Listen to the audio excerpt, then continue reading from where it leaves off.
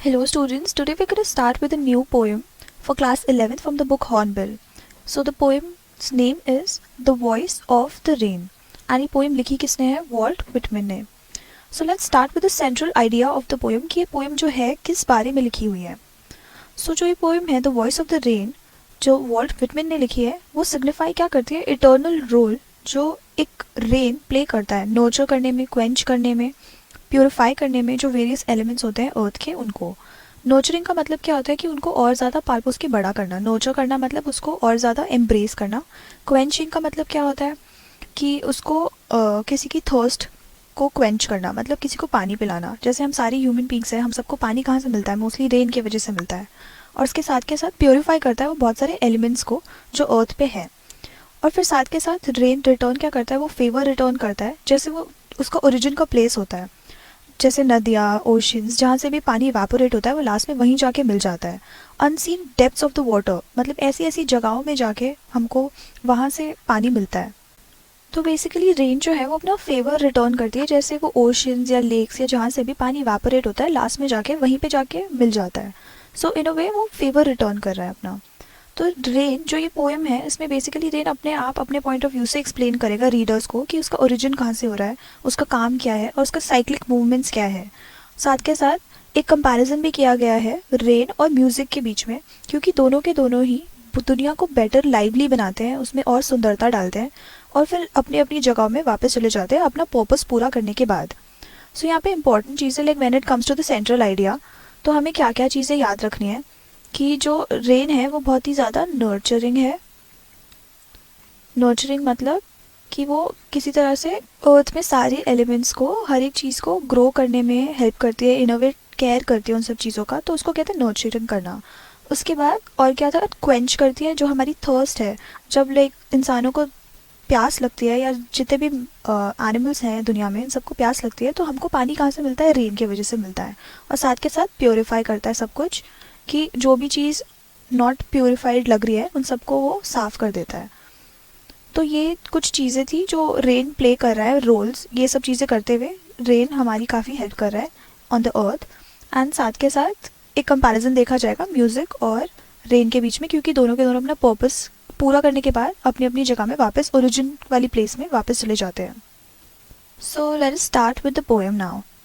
And who art thou, said I to the soft falling shower, which, strange to tell, gave me an answer, as here translated. I am the poem of earth, said the voice of the rain. तो पहले हम first 3 lines का breakup करते हैं, इसका explanation करते हैं. First of all let's see the word meanings. Thou का मतलब क्या होता है? यू, कि जैसे किसी को रेफर कर रहे होते कि तुम, तो फिर दाउ भी यूज़ कर सकते हैं. ये पुराने ज़माने में इस तरह की इंग्लिश बोली जाती थी. सॉफ्ट फॉलिंग का मतलब होता है कि बहुत ही धीरे धीरे नरमी के साथ ड्रॉप होना. उसके बाद शावर क्या होता है? रेन फॉल होना, मतलब rain drops when they fall continuously on the earth. जैसे यहाँ पे पानी बह रहा है, शावर हो रहा है, तो रेन जब ज़मीन पे गिर रही है तो शावर होता है. Which, strange to tell, gave me an answer as here translated. तो इस लाइन्स में वैसे कुछ वर्ड मीनिंग डिफ़िकल्ट है नहीं, तो हम अब एक्सप्लेनेशन देखते हैं. तो जो पोएम है वो बिगिन करती है कैसे, कि जो पोएट है वो आस्क कर रहा है, पूछ रहा है कि आइडेंटिटी क्या है इस सॉफ्ट फॉलिंग रेन शावर की, कि तुम कौन हो. और फिर नेक्स्ट लाइन में हम क्या देखते हैं कि जो रेन है एक्चुअली सरप्राइजिंगली हमें रिप्लाई भी दे रहा है, पोएट को रिप्लाई भी दे रहा है. विच, स्ट्रेंज टू टेल, कि मतलब बहुत ही अलग सी बात है. गेव मी एन आंसर, कि मुझे आंसर भी मिला और उसने ट्रांसलेट करके बताया मुझे. रेन ने ट्रांसलेट किया, मतलब उनकी ही लैंग्वेज में उनको समझाया कि I am the poem of earth. तो वो रेन रिप्लाई करते हैं और बोलते हैं कि मैं पोएम हूँ अर्थ के बारे में. And the voice, said the voice of the rain. तो वॉइस जो है रेन की, उन्होंने ये बताया पोएट को कि मैं पोएम हूँ अर्थ के बारे में, अर्थ का एक पोएम हूँ.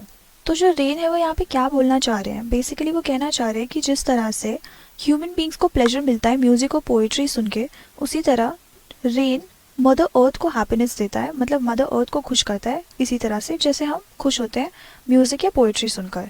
तो इसी वजह से उन्होंने अपने आप को पोएम ऑफ अर्थ बोला है. Let's move on to the next lines. Eternal I rise, impalpable out of the land and the bottomless sea, upward to heaven, whence, vaguely formed, altogether changed, and yet the same. सो हम next few lines देखते हैं, इसका meaning समझते हैं और साथ के साथ देखते हैं डिफ़िकल्ट वर्ड्स क्या है. यहाँ इटर्नल का मीनिंग क्या होता है? Ever lasting. I write it here. Everlasting. Everlasting का मतलब क्या होगा कि हमेशा वो रहेगा throughout the world, as long as the world exist, तब तक इटर्नली हमेशा वो चीज़ एग्जिस्ट करेगी। इम्पैल्पेबल का मतलब होता है unable to be felt by touching, कि अगर तुम छूओगे तो भी तुम उसको टच नहीं कर सकते, उसको फील नहीं कर सकते। उसके बाद बॉटमलेस होता है कि बहुत ही ज़्यादा डीप कुछ होना। जो सी है यहाँ पे जिसकी बात करी जा रही है तो वो बहुत ही ज़्यादा डीप है, तो हमें बेसिकली समझाया जा रहा है कि वो जो सी है बहुत ज़्यादा डीप है। अपवर्ड होता है कि ऊपरी तरफ, ऊपर के साइड, हायर लेवल पे। वेंस का मतलब होता है कि फ्रॉम वेयर, जहाँ से। उसके बाद वेगली का मतलब होता है कि कुछ क्लियरली ना बोलना। फॉर्म्ड का मतलब होता है कि किसी को किसी एक स्पेसिफिक शेप या फॉर्म में किसी चीज़ को डालना। सो ये वर्ड मीनिंग्स हो गए। अब हम करते हैं explanation. The poet says that the rain is an eternal process. तो बेसिकली जो पोएट है वो बता रहे हैं कि जो रेन है वो एक इटर्नल प्रोसेस है, कभी ख़त्म नहीं होता, पर ये साथ के साथ हमेशा डिफरेंट फॉर्म्स लेता है, डिफरेंट शेप्स लेता है, और बहुत ही अलग अलग टाइम पे भी रेन एक्चुअली रेनफॉल होता है, तो डिफरेंट टाइम्स पे भी होता है। It rises from the land and the deep sea in the form of intangible water vapour. तो वो लैंड एंड डीप सी में से कैसे इवेपोरेट होते हुए वाटर वेपर के फॉर्म में बनता हुआ, इंटैंजिबल बनता हुआ ऊपर स्काई के पास जाता है। इंटैंजिबल क्या होता है? इंटैंजिबल भी वही होता है कि जिस चीज़ को तुम छू नहीं सकते। आई राइट इट हियर, इंटैंजिबल। तो वाटर वेपर इंटैंजिबल होता है, हम उसे टच नहीं कर पाएंगे, बट देन वो स्काई के टुवर्ड्स चला जाता है जब तक कोई उसको छू नहीं सकता। उसके बाद वहाँ पे जाके वो एक शेप फॉर्म करता है फाइनली, जो होता है क्लाउड्स। तो ऊपर जाके रेनफॉल क्लाउड्स बन जाती है, बेसिकली जो इवेपोरेटेड वाटर होता है। उसके बाद फाइनली इवन तो उसका जो शेप है वगैरह चेंज हो जाता है, इसका जो कोर मैटर होता है वो सेम ही रहता है, मतलब वो पानी ही रहता है। इवन तो वेपर है वो क्लाउड की तरह बन जाता है, ऊपर ट्रांसफॉर्म हो जाता है किसी और चीज़ में।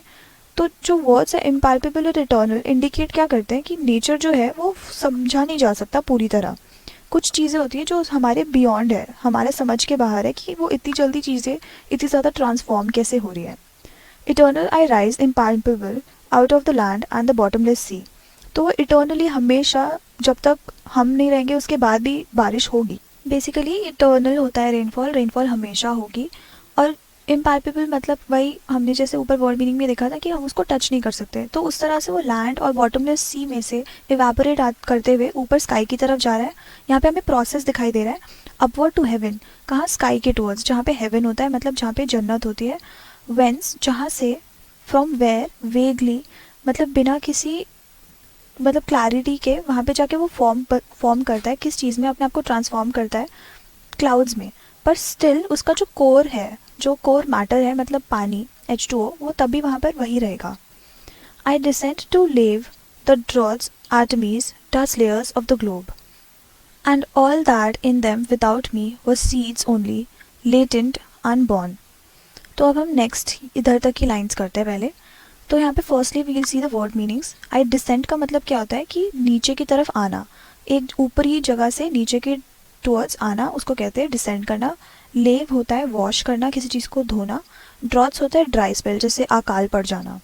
एटमीज होता है वेरी टाइनी पार्टिकल्स, बहुत ही छोटे छोटे जो पार्टिकल्स होते हैं उनको एटमीज बोला जाता है। डस्ट लेयर्स होती है कि मिट्टी की परतें। And the globe, globe is the earth obviously. And उसके बाद लेटेंट का मतलब होगा, या हमने यहाँ पे जो देखा है, लेटेंट का मतलब होगा inactive. I write it here, inactive. So अब हम इसका मीनिंग समझते हैं। I descend to lave the droughts. तो जो रेन ड्रॉप्स है वो डिसेंड किस लिए करती है? ड्रॉट्स वगैरह मिटाने के लिए, छोटे छोटे पार्टिकल्स और डस्ट लेयर्स जो ग्लोब पे हैं उन सबको धोने के लिए। The rain drops pour down from above to wash away droughts and dust layers enveloping earth. तो अर्थ पे जितनी भी ड्रॉट्स हैं, डस्ट लेयर्स हैं, उन सबको धोने के लिए आता है, और साथ के साथ हील करता है उन सब चीज़ों को जो भी डिग्रेडिंग है और जो लाइंग लाइफलेस है, मतलब जो कुछ ऐसे पड़ी हुई है जो लग रही है कि इनएनिमेट है, लाइफलेस है कम्प्लीटली। और साथ के साथ जो शावर है वो डस्ट पार्टिकल्स रिमूव करते हैं और अर्थ को क्लीन और ग्रीन बनाने में वापस से हेल्प करती है। तो इन अ वे वो रेजुविनेट कर रहे हैं पूरे अर्थ को। और साथ के साथ जैसे हमने ऊपर देखा था कि and all that in them without मी वो सीड्स ओनली लेटेंट अनबॉर्न। तो वो इन अ वे जर्मिनेशन भी कर रहे हैं, मतलब जो सीड्स वगैरह है उनको लाइफ भी दे रहे हैं, बिकॉज वहाँ पे अगर पानी ही नहीं आएगा तो फिर कुछ उगने नहीं वाला obviously, because of the dry spell, क्योंकि वहाँ पे हर जगह ड्रॉट्स हो रहे हैं। तो जैसे ही पानी आता है तो फाइनली जो सीड्स है उसमें लाइफ वापस आएगी, तो इन अ वे जर्मिनेशन भी हो रहा है। Okay, now let's move on to the next lines. And forever, by day and night, I give back life to my own origin, and make pure and beautify it. For song issuing from its birthplace after fulfillment, wandering, wrecked or unwrecked, duly with love returns. So these five lines we're going to do together. So सबसे पहले वही word meanings देख लेते हैं. Origin का मतलब जहाँ से वो सोर्स जो होता है, मेन सोर्स जो होता है, that is called the origin, जहाँ से इनिशियली जो भी चीज़ है वो निकल रही है. ब्यूटिफाई का मतलब होता है कि किसी भी चीज़ को और सुंदर बनाना, ब्यूटिफाई कर देना, मेक मोर ब्यूटिफुल. उसके बाद next word we will see is issuing. Issue करना क्या होता है? स्टार्ट करना कहीं से कुछ. उसके बाद फुलफिलमेंट. फुलफिलमेंट होता है कि किसी चीज़ को कंप्लीट करना. साइकिल हम यहाँ पे इस कॉन्टेक्स्ट में we talking about the cycle, तो वो साइकिल कंप्लीट करता है. उसके बाद वॉन्डरिंग का मतलब होता है यहाँ वहाँ भटकना, एक जगह से दूसरी जगह जाना. रेक्ट और अनरेक्ट का मतलब होता है, रेक्ट का मतलब होता है कि किसी चीज़ की बहुत ज़्यादा केयर करना, और अनरेक्ट का मतलब होता है किसी चीज़ की केयर नहीं करना. ड्यूली का मतलब होता है प्रॉपरली, राइटली मतलब ऑब्लिगेटेड होते हैं मतलब लोग तो चीज़ों को करने के लिए, तो मतलब प्रॉपरली सही मैनर में किसी चीज़ को करना. सो अब हमने वर्ड मीनिंग्स देख लिया. Let's move on to the explanation. The rain is involved in a continuous process of giving life on earth by providing water to dominant seeds and making the earth more beautiful and full of greenery. तो main point तो यही है कि जो अर्थ है उसके ऊपर जो पानी बरस रहा है, उसका कॉन्टिन्यूड प्रोसेस का मेन पर्पस क्या है कि अर्थ को वापस लाइफ में लाओ, मतलब उसमें जान डालो. किस तरह से? प्रोवाइड करने से वाटर. तो अर्थ पे जब पानी बरसता है तो सब कुछ और सुंदर बन जाता है, सब कुछ क्लीन भी हो जाता है और ग्रीनरी भर जाती है अर्थ पे हर जगह. साथ के साथ जो अर्थ की ब्यूटी है उसको एनहांस भी करता है, मतलब और ज़्यादा बढ़ाता है. और जब एब्सेंस होता है वाटर का, जब पानी नहीं होता, सब कुछ डल और लाइफलेस लगने लगता है. और डस्ट हर जगह एक्यूमुलेट होती है, मतलब टिकने लग जाती है कहीं पे भी. बहुत ज़्यादा डस्टी हो जाता है, सब कुछ बहुत ही गंदा दिखने लगता है, साफ़ नहीं लगता. तो लास्ट टू जो लाइंस है वहाँ पे पोएट अपने खुद के शब्दों में बोल रहा है. मतलब अभी तक तो रेन बोल रहे थे, right? We were seeing the whole poem in the point of view of the rain, but then last की जो फ्यू लाइंस है, ये जो ब्रैकेट्स में दिया गया है, ये वाली लाइंस पोएट बोल रहे हैं अपने खुद के शब्दों में.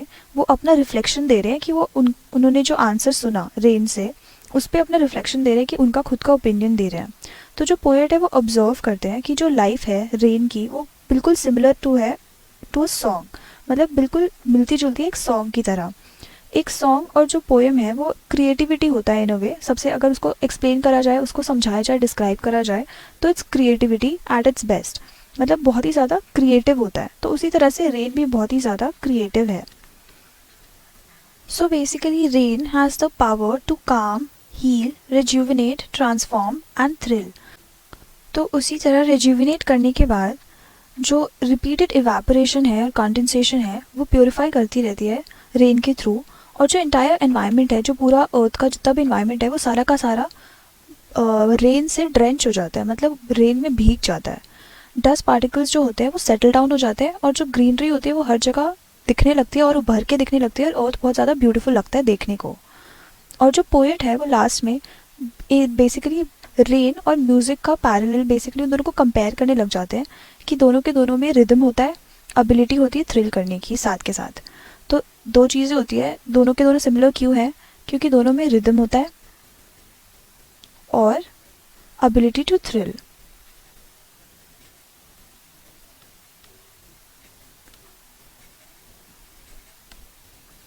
तो ये दोनों चीज़ें इस वजह से उनको सिमिलर लगते हैं, म्यूज़िक और रेन. म्यूज़िक और रेन दोनों के दोनों रिज्यूविनेट करते हैं और ब्यूटिफाई करते हैं लाइफ को. So that is also another reason जिस वजह से पोएट ने म्यूज़िक और रेन को कंपेयर किया है. So let's look into the poetic devices now. First poetic device जो हम यहाँ पे बहुत क्लियरली देख सकते हैं वो है personification. As we can see like throughout the poem, हम पूरी की पूरी पोएम किसके नज़रिए से देख रहे हैं? पोएम हमें सुना कौन रहा है? रेन. सो रेन को हम as a human being treat कर रहे हैं इस पोएम में, that is why it's personification. फिर सेकंड है मेटाफोर. तो हम यहाँ पे देख सकते हैं जिस तरह से रेन अपना पर्पस पूरा करने के बाद वापस अपने सोर्स में चला जाता है, ओरिजिन में चला जाता है. जिस तरह से एक इंसान अपनी जर्नी कंप्लीट करने के बाद वापस घर आता है, उसी तरह से वो like a person comes home. So in the same way यहाँ पे मेटाफोर यूज़ हो रहा है. In the third poetic device we have simile. Similarly हम देख सकते हैं पोएम के लास्ट 2 लाइन्स में जहाँ पे पैरेलल ड्रॉ किया गया है इन अ वे रेन और सॉन्ग का, लाइक ऑफ अ पोएट, जैसे म्यूज़िक और रेन में क्या सिमिलैरिटीज़ है, एक दूसरे को कंपेयर किया हुआ है। Next poetic device we have is hyperbole. तो हाइपरबोले कब यूज़ होता है? जब किसी भी चीज़ को बहुत ज़्यादा एग्जैजरेट करा होता है, मतलब बहुत बड़ा चढ़ा के बताया होता है। जैसे हमने यहाँ पे देखा कि बॉटमलेस सी बोला जा रहा है और कोई भी सी बॉटमलेस नहीं होता। सो इसी वजह से यहाँ पे एग्जैजरेशन हम देख सकते हैं, इसको कहते हैं हाइपरबोले। उसके बाद another poetic device we have is imagery. तो इमेजरी हम देख सकते हैं फर्स्ट लाइन में, जैसे लिखा है सॉफ्ट फॉलिंग शावर, तो हमें बेसिकली थोड़े जेंटल रेन का इमेजिनेशन हम कर सकते हैं, हमें एक इमेज दिखता है। So this is it for the poetic devices, but like let's go through it again. Personification इसलिए हुआ क्योंकि हर पूरी की पूरी poem from the point of view of a rain है, हमें रेन की पूरा पोएम सुना रही है। मेटाफॉर हमने देखा कि I am the poem of the earth, तो हमने यहाँ पे देखा है कैसे पोएट ने एकदम एक इंसान की तरह जो रेन है उसको ट्रीट किया, क्योंकि हर एक इंसान घर वापस जाता है अपनी पूरी जर्नी कंप्लीट करने के बाद। सिमिलरली हमने देखा लास्ट 2 लाइन्स में जैसे पोएट ने सॉन्ग और रेन को एक दूसरे से कंपेयर किया है। हाइपरबोले हमने एग्जैजरेशन देखा यहाँ बॉटमलेस सी की वजह से। इमेजरी हमने देखा क्योंकि यहाँ पे हमें बहुत ही विविड इमेजिनेशन करने को मिली है because of the soft falling shower. So while we are reading the rest of the poem we can imagine droplets dropping, और साथ के साथ हम सब कुछ इमेजिन कर सकते हैं जब जैसे कॉन्वर्सेशन चल रहा है रेन और पोएट के बीच में।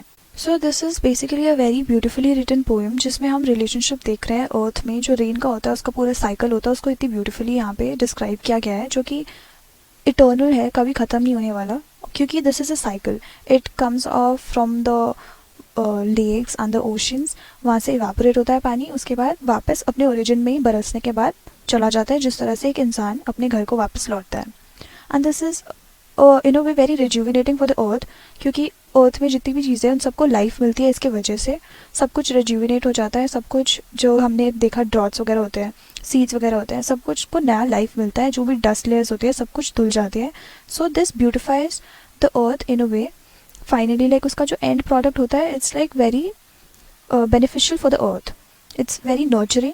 सो rain is a very good process. जैसे इंसानों को बहुत खुशी मिलती है म्यूज़िक सुन के, पोएम सुन के, उसी तरह जो रेन है वो अर्थ को बहुत ज़्यादा खुशी देता है, हैप्पीनेस देता है, because it rejuvenates everything on earth and it brings new life as well. So this is it for this poem. Thank you for listening.